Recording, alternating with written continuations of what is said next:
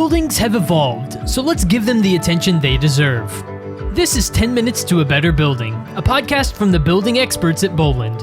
We're a building solutions provider with more than 350 professionals and 150 technicians with one goal in mind: to make your building better.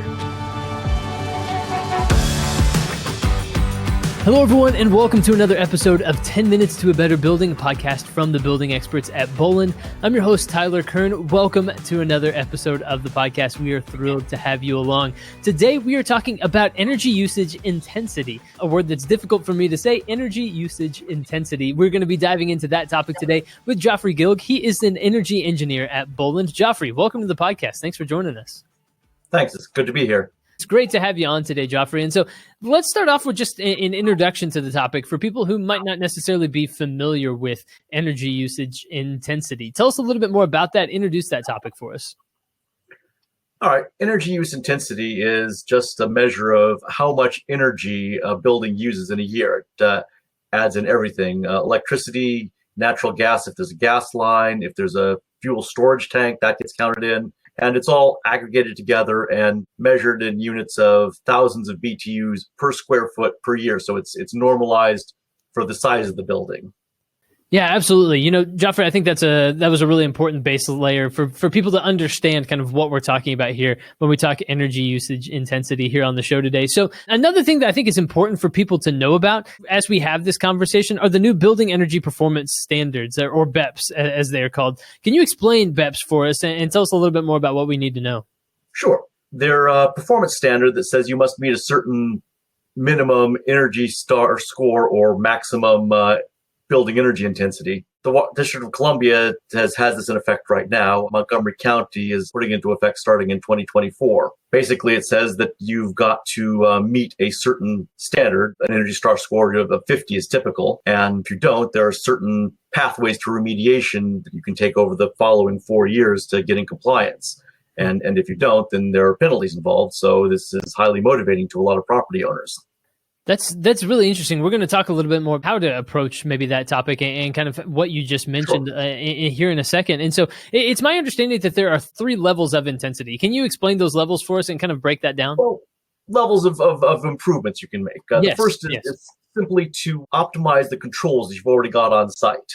You know, your system doesn't have to run 24/7 unless you are a 24/7 facility. You can set back the thermostat temperature, you can reduce the airflow, you can shut down outside air dampers, things that are controlled through mechanisms that are already available on site. You just have to program them.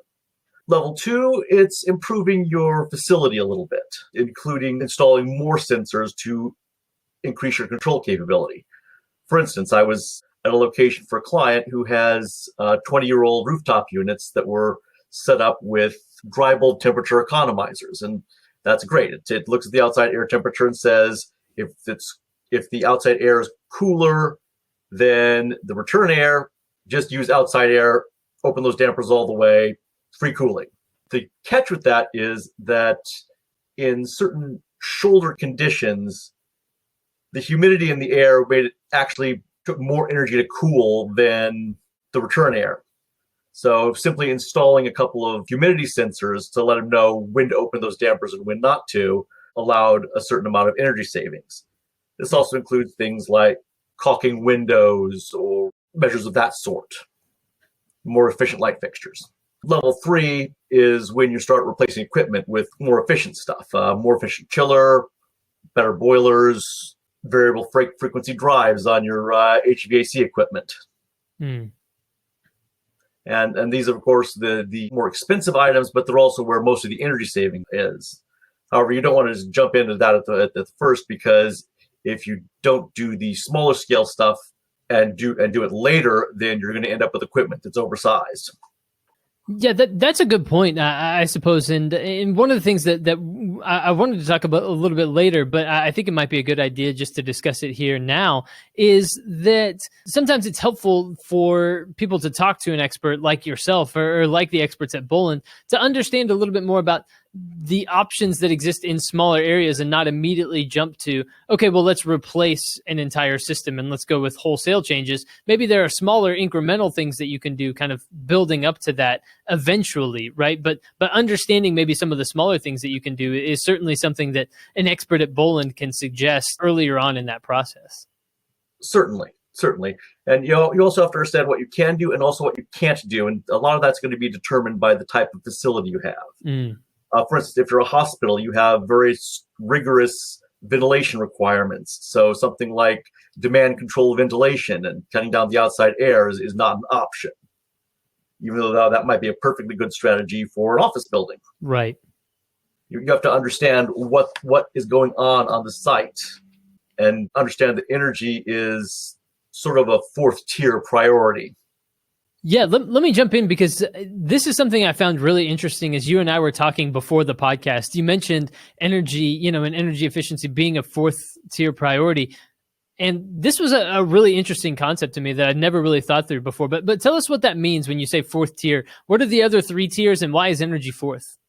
Well, first tier is occupant health and safety.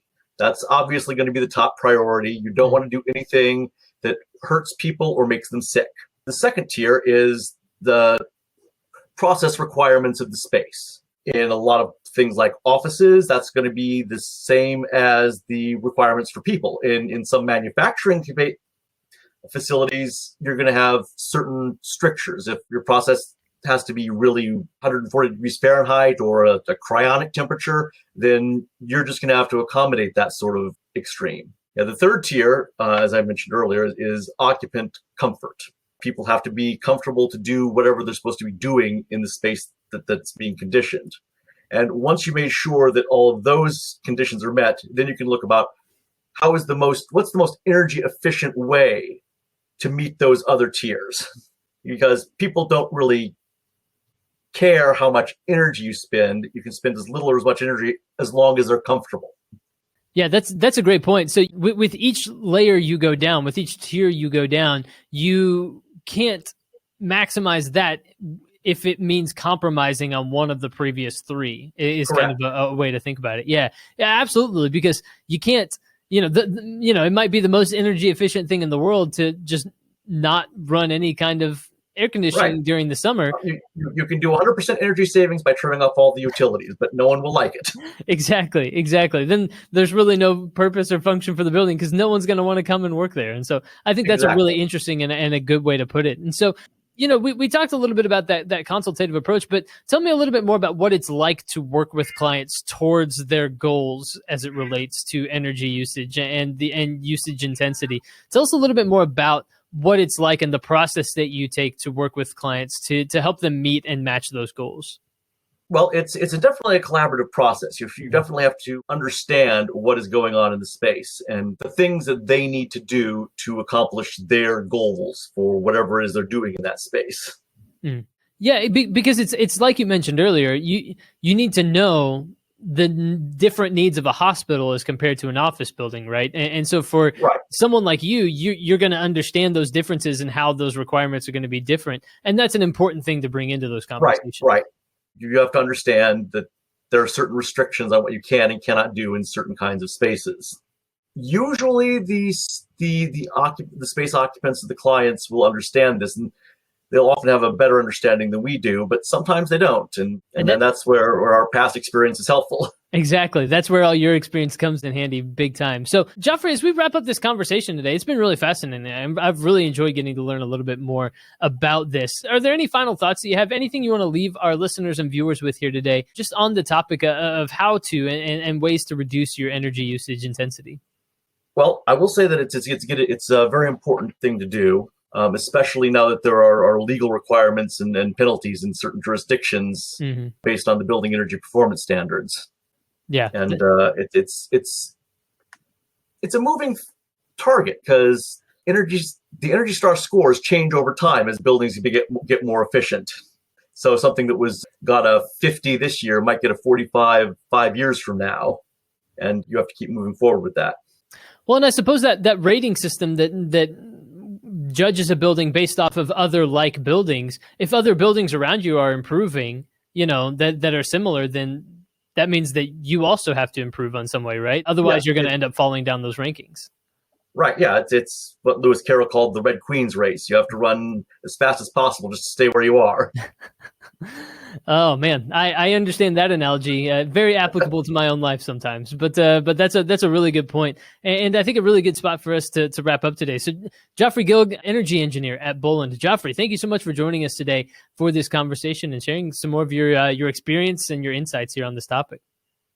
Thank you very much. It was a pleasure. Absolutely. And everyone, thank you for tuning into another episode of 10 Minutes to a Better Building, podcast from the experts at Boland. We appreciate it very much. Of course, for more of what you heard today, we've covered a lot of different topics. You heard Geoffrey mention VFDs. We're going to be talking more about that as well on the podcast. So go check out some of the previous episodes of the podcast. Stay tuned for future episodes of the podcast, as we will have many coming your way very shortly. But for this one, for Geoffrey Gilg, I'm your host, Tyler Kern. We'll talk to you again soon.